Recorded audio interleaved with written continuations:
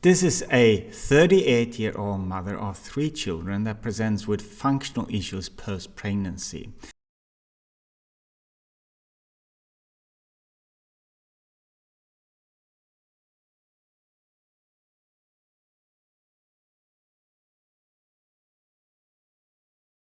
She had 6 centimeters of diastasis recti with associated symptoms, loose skin and stretch marks in the lower abdomen. I performed a VASER-assisted Abdominoplasty. I removed 1,200 ml of fat, and with abdominal skin on the right side 410 grams and on the left side 406 grams.